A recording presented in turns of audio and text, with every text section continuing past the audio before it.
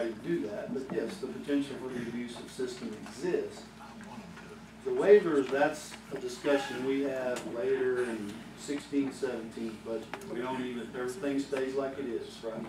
I know, I can answer kind of this, and now if I overstep my bounds, Dr. Glenn, go on ahead and throw something at me. But other than rabies, for like $12, you can go to Tractor Supply. They've got their cooler. They've got kind of what I call the idiot-proof inoculation for your pet. And so anyone with any inkling of sense, I'm not looking for a lot, just an inkling. It's a lot to ask. to let their pet go back into the system to try and get vaccinations, it's still going to cost them more time and money than just going to Tractor Supply, hitting the cooler for $12 and hitting everything except rabies. And I know we can't promote Tractor Supply officially, but They're our partner. you can go and get inoculation affordably in town. There you go. So that goes on the web. So that's my public service. And we'll just have to look, and I may bring something before you later on that $20 recovery charge on the chipping. I was just My intention is to try to do what we can, but we may need to recover the cost after I start looking at the real dollars and cents. This was an estimate to get it started, what we recover in revenue on the way back. If we just charged them for the chip, okay, but we're also going to have a record that they were immunized, so that we'll know, at least for these very serious diseases, that this vaccination packet addresses. Well, for 1 year, we were a little bit safer and cost of doing business. Moving forward, and like Mr. Reagan pointed out, it could be a means for us to ascertain citywide and evolve some legislation on, having your pet chipped, and we got to have a record of your vaccination and keep it in our database that I've mentioned to you that spits out all this stuff. So, a lot of possibilities here, but I think at the pilot, we just leave it like it is and see what it is. By law, if they're chipped and we have their record of inoculation and they're within their time period, do we have to re-inoculate them if they come back in? No. If they're okay. If they're current, then that's okay. Current. That's a really good question that I'd asked Dr. Glenn the other day. What if you just got your dog vaccinated and it gets out and we didn't have a chip? It does. And we end up vaccinating it again. It won't hurt it. No. Won't hurt it.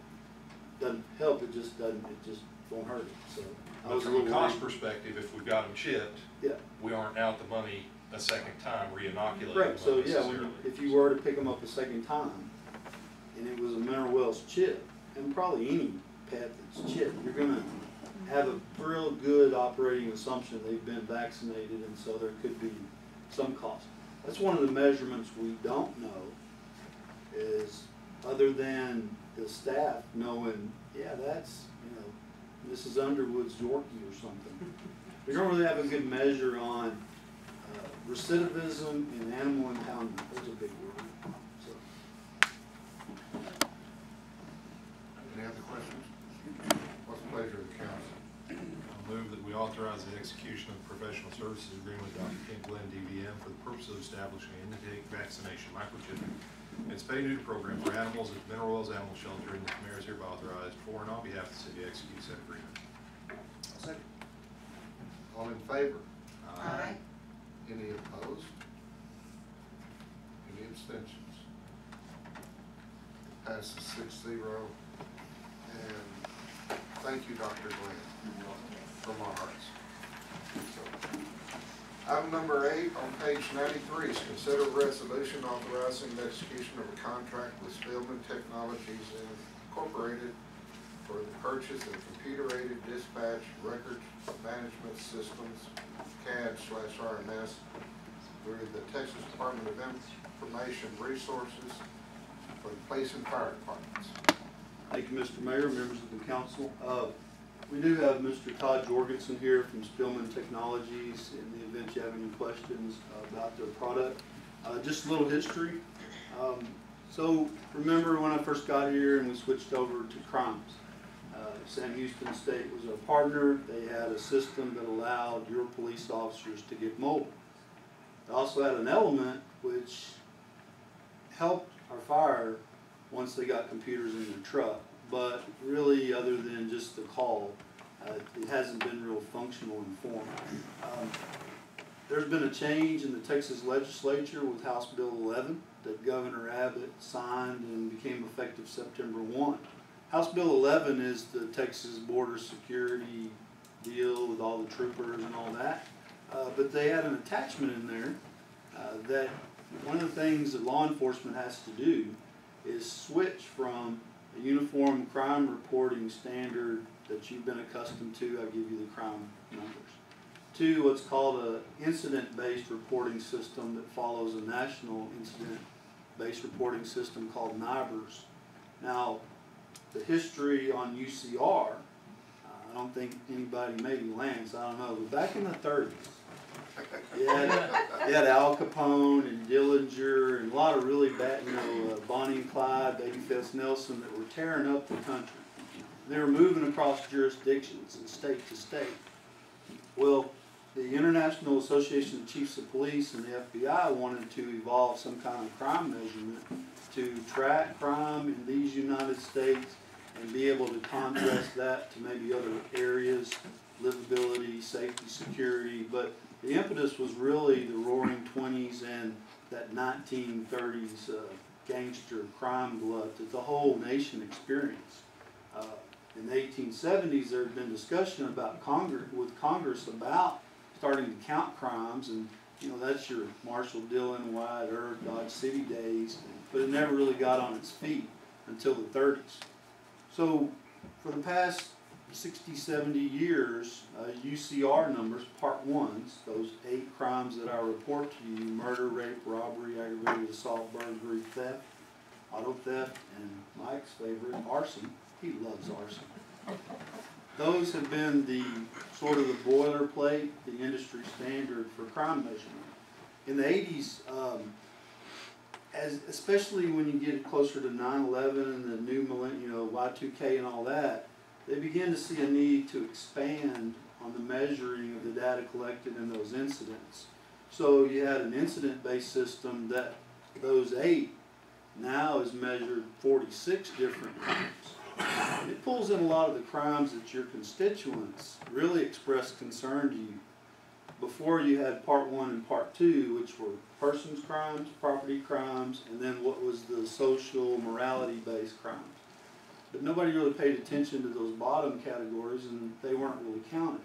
Now with these 46 incidents counted, a lot of that stuff that affects and impacts your quality of life, the drugs, the nuisances, the noise, some of that, not necessarily the noise, but some of that can be counted and measured and give us a real perspective on crime here in Mineral Wells.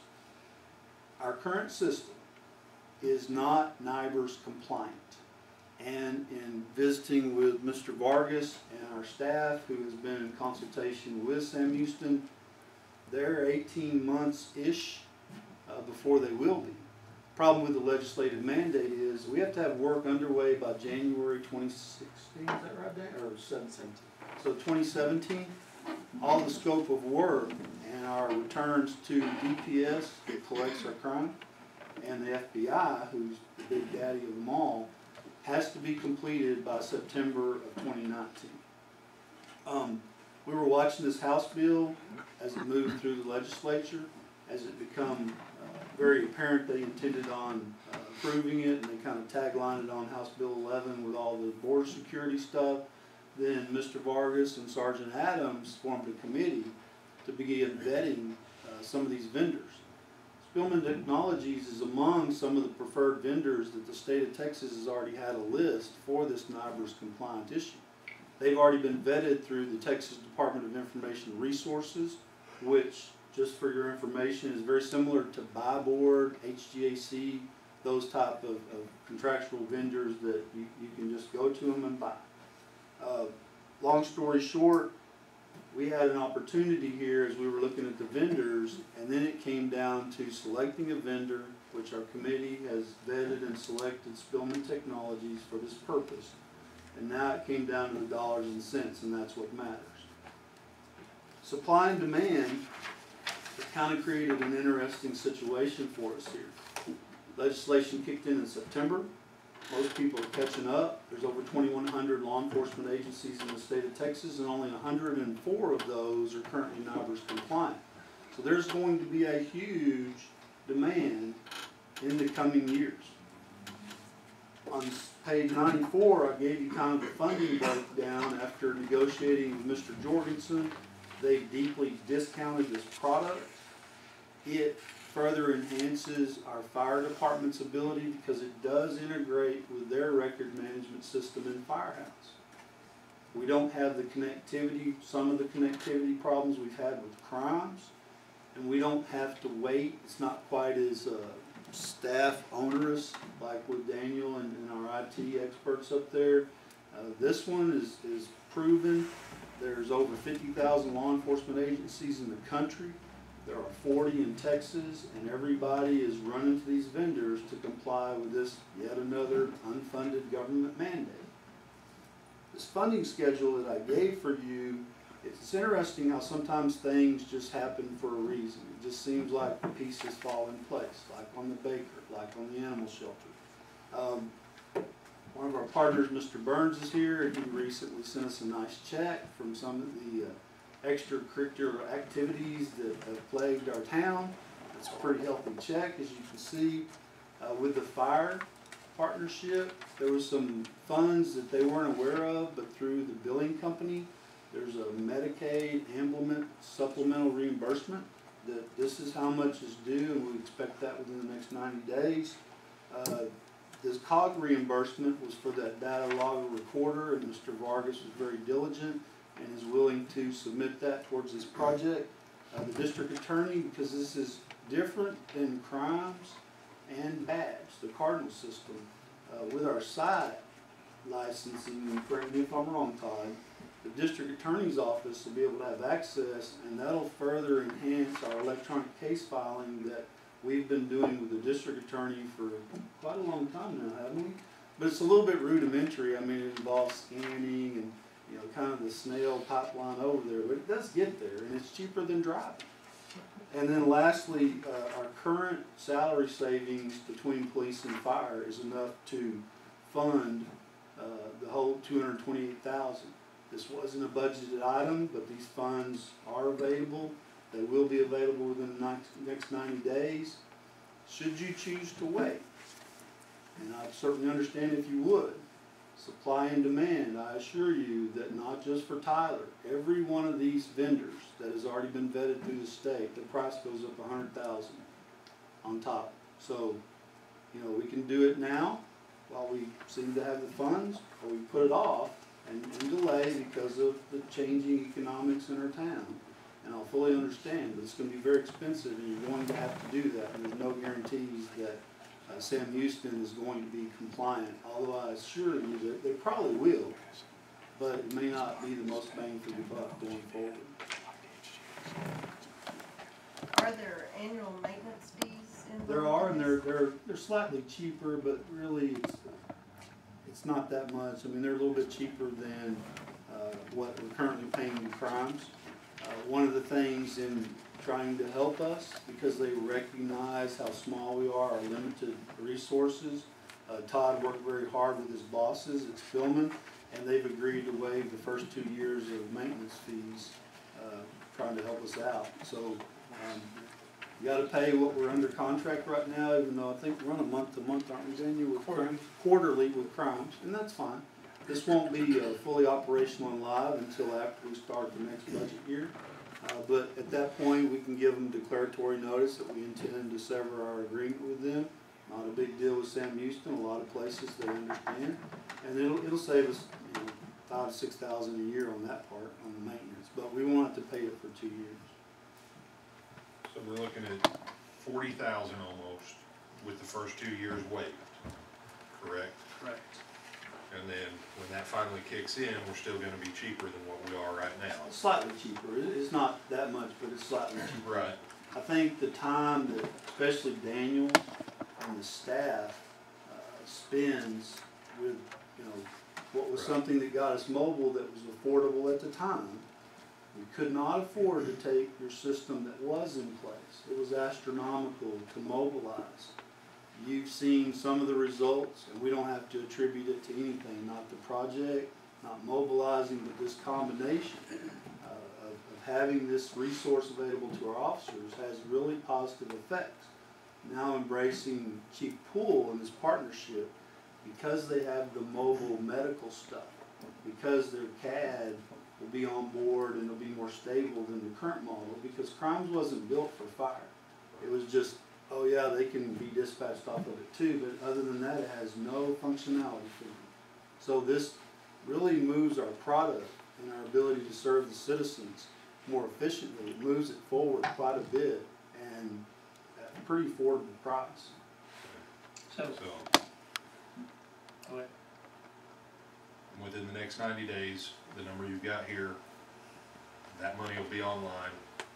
That All the takes numbers care- except for the medical part, and correct me if I'm wrong, Mr. Burns, all the numbers that are on that sheet are deliverable right now, but that one on the ambulance Medicaid reimbursement, they're waiting on the check. It's in the mail, whatever that means. Okay, and then from the patrolman's standpoint, this software in the car will integrate into the NIBRS forms, It captures it for NIBRS. but it's gonna cut down on duplication of time for reporting. Okay. Okay.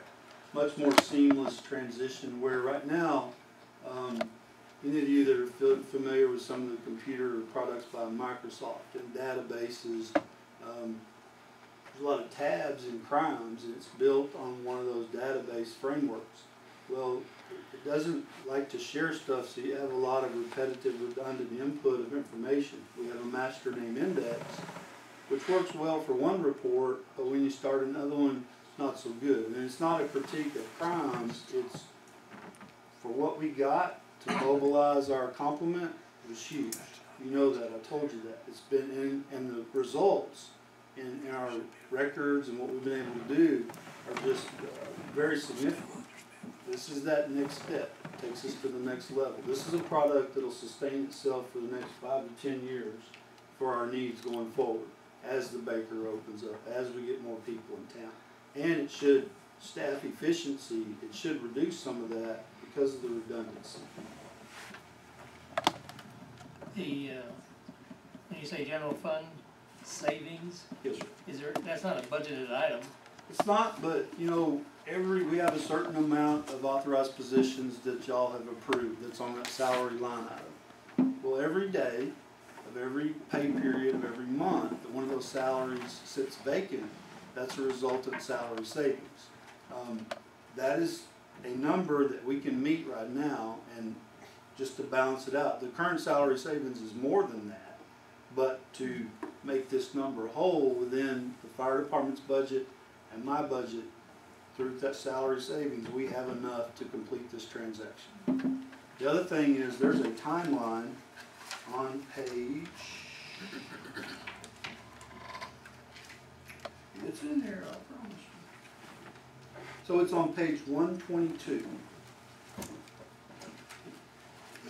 And if you look at that chart, these are the estimated dates of the installment payments with regard to this agreement. So as we reach each milestone that's listed on this outline, there would be a payment due. On the salary savings, Mr. Wright, I mean, we're not gonna owe that until right near the end of this budget year or right at the first of the next. So if necessary, I'll save all I can, it rolls over into fund balance, and we can appropriate it in the next budget if that makes you more comfortable. I just wanted to make sure I understood where that 37,000 was coming from. Every department that has a vacancy will have some associated salary savings. Not every department has vacancies, but you know our attrition rates in both police and fire, and so periodically we do experience those. It's not money we typically count on, but it is there. There are some other funding elements that We might be able to satisfy that with, if this gives you pause. But that's just what I put for the purposes of showing you that we have the funds on hand. It wasn't a budgeted item, but we can do it and save a lot of money, or we have to wait and spend a whole lot more. And it doesn't go live until November next year? Yeah, so October or November, I mean, these are very busy people, and they've got a lot of people, they're closing deals all the time now that this legislative mandate has kicked in. Todd, correct me, I mean, he's on his way to a really big department tomorrow, and they're still postulating, but they're near this point, so sooner we get our Baskin Robbins now serving number. So we're basically, because it's taking so long, it's because we're just in line to get searched. And the scope of work, you know, there's a lot of data that has to be constructed and moved or whatever, so feel free, The save me. even with crimes, when we transitioned from the Cardinal system to the crime system that we're currently on, there's a build out period. We have to go back in. There's some GIS tables, which is the mapping part of it that we need to go back in, and one, we want to ensure that we're putting good data back into a new system that's coming online. So there is some build out process that is time consuming in that. Most of that, Mayor, council members, appreciate being here today. Most of that is training, so we really get serious about training. The system is only as good as the user, and we recognize that. We've been in business over 33 years. Here in Texas, it's one of the fastest growing states. We have state-specific products that will be brought to the table as part of the implementation that will really increase efficiency for officer and department-wide. So we take training very, very seriously, and it's not a train-the-trainer aspect. It is intensely geared towards those end users. We want our hands on those that are going to be using the system. And so we don't let class sizes get too large for the fear of missing somebody. And so those implementation timelines are structured based off of their schedules and our schedules, holidays, so on and so forth, that we marry up time frames so that we have the ability to train everybody specifically on their responsibilities.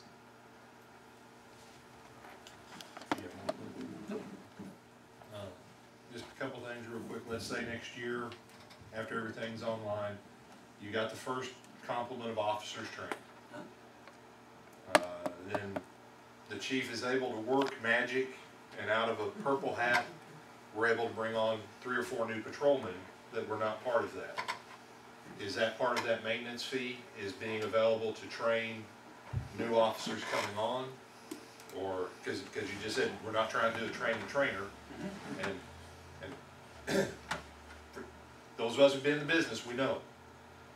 You know, you teach it to him, he teaches it to him, and by the time it gets to the patrolman, he knows how to turn it on.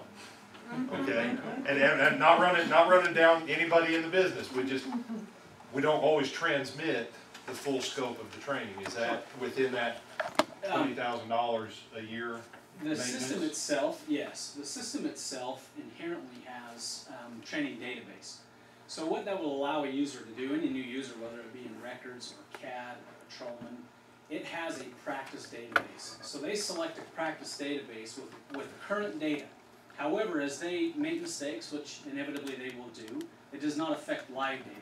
And that's the difference between us and most others, is this practice database is inherently built in the system. And on top of that, even though we don't do train-the-trainer, we do want system experts within the department. We want those who know the system very, very well and is our point of contact as well for anything that might come up. Those individuals will also have, you know, an enhanced ability to train that person. And then obviously we're available to help that effort. And that is expected in any implementation, that there's going to be, you know, officers that retire, there's going to be new hires, there's going to be, you know, CAD members that leave, and we're used to that. And then, I never realized we weren't on NIBRS. I just assumed we were on NIBRS. The old system was, but the mobile component. Oh, okay. So, Crimes had a lot of great intentions. Of course, they're dependent on a graduate staff, and that's just an academic environment, and I don't fault them. They've done exactly what they told us they would do, and it has served our needs to this point. It's changed it. We are have an opportunity to get ahead of the curve for a change and serve the needs of this community going forward for years to come affordably. This price, if you recall, is really close to what it was gonna cost to mobilize under the other system before. So we're kinda getting it all in one bulk with the fire. But no, we're not neighbors, and, you know, educate the council on what that means. It's gonna be an adjustment for media, for everybody to interpret, and fortunately, I've already taken that bath over in the big city, so we'll learn together, and I'll help show And you. then, Mr. Jorgensen, right now it's NIBRS and compliant with other Texas things. Do you have anything for infers for the fire side of the house, or are you projecting anything for infers? We're always going projecting, for inverse, that's been on our development list for a long time. forward? We have seen that there's, as far as infers reporters, that it's more efficient for us to partner with those who do infers well. And that's what is part of this implementation, is to partner with the infers reporter and supply all the information for that fire in the mobile and dispatch, and then push information from that point to help with all their infers reporting. So yes, we always look at infers to do that internally. Currently, what we're hearing with 1,700 customers is that the unified voice is stay with current partner and enhance the interface with them. Thank you, sir. You're welcome.